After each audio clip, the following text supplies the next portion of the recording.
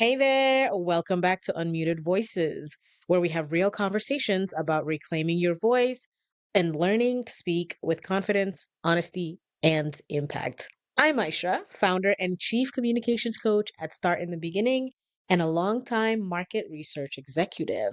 I have spent years helping people and companies find their voice, and even now, I'm still learning how to use mine more boldly. Today, we are talking about something that almost everyone can relate to: why public speaking feels so hard. And when I say public speaking, I'm not just talking about stages or spotlights. I'm talking about anytime you use your voice for something important, important to your career, important to your team, important to your family or community, or just important to you. If you've ever frozen out before a big meeting, felt your heart race at the thought of presenting to a room, or avoided raising your hand because what if I sound ridiculous? You're not alone. Here's what we're going to cover today. First, we'll talk about what's really happening when public speaking feels scary. It's really not about the words.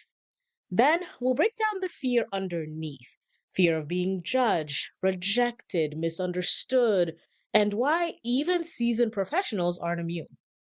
Finally, I will give you some tools to start shifting your experience of speaking.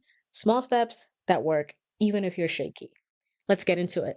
Public speaking fear is not about not knowing what to say. Most of the time, you do know, or you could find the words if you were alone. The fear isn't about the words, it's about being visible. When you speak publicly, even in a small group, you're stepping into a kind of spotlight. People are looking, people are listening, people might be judging, and that visibility, it triggers deep old wiring in your brain. What if they reject me? What if they misunderstand me? What if I mess up and lose credibility? Psychologists call this impression management, a theory by Irving Goffman. It's the idea that we're constantly managing how we appear to others, especially in high stakes moments. When you're speaking up, you're not just delivering information, you're managing how you'll be perceived. No wonder it feels high pressure. And if you've ever felt like speaking in public is terrifying, you're not imagining it. It's not because you're bad at it, it's because being seen has always carried risk, especially for those of us whose voices haven't always been welcome. Let's go deeper. Why does visibility feel so terrifying? Because being seen often feels like being judged. When you speak up, you're offering a little piece of yourself, and that feels vulnerable. Maybe you've been judged unfairly before. You've been told that your voice doesn't belong in the room. What happens when people like you are too visible? Public speaking taps into that primal fear. And if they don't like what they see or hear, what happens to me? It can show up as a racing heart, shaky voice, dry mouth, a blank mind, hello, brain freeze. And here's the thing: it's not just beginners, even seasoned professionals, leaders, and confident communicators will feel this because the stakes just change, right?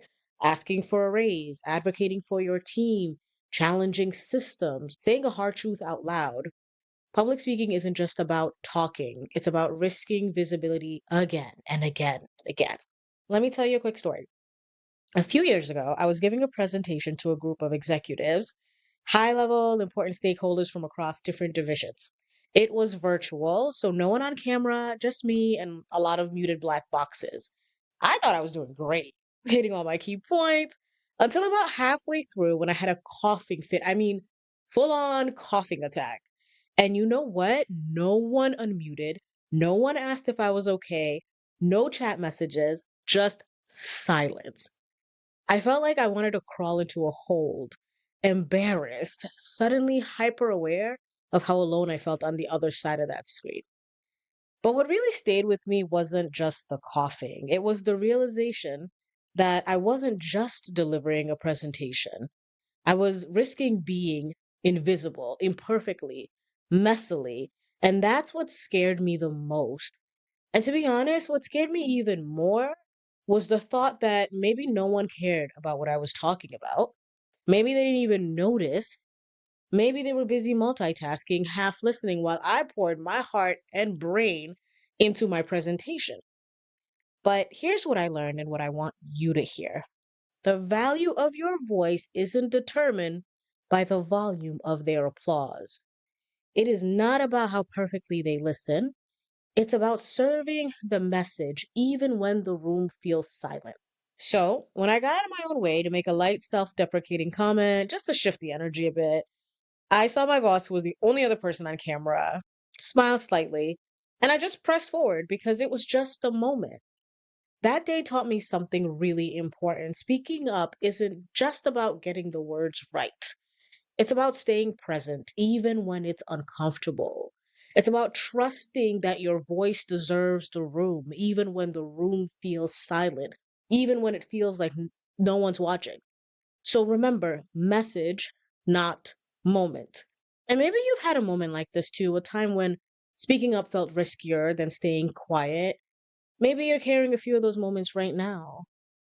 The good news is you don't have to erase the fear to move forward. You just have to change your relationship with it. So let's talk about how. Here are four practical tools to shift your speaking experience.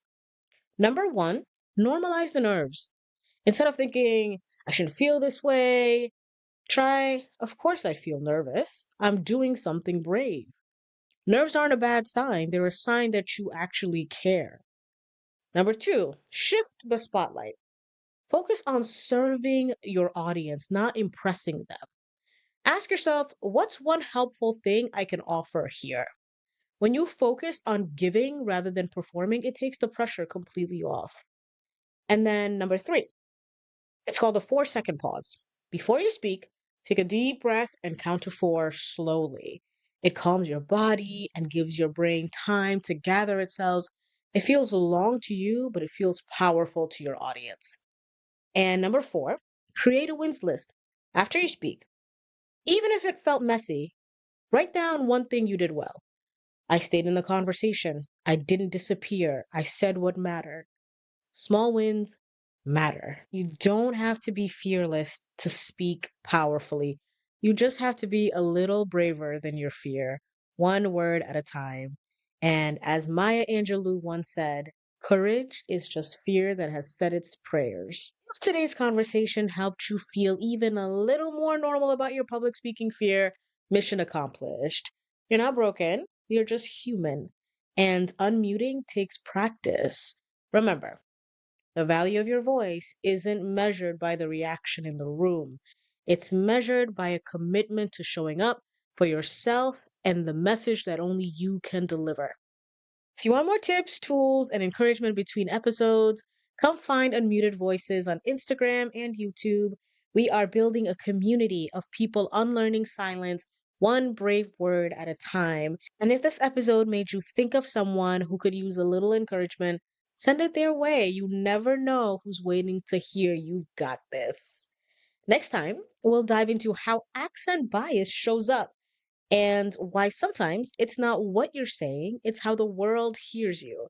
That's coming up, and you won't want to miss it. Until then, your voice belongs here. Thank you for tuning in. We'll talk soon.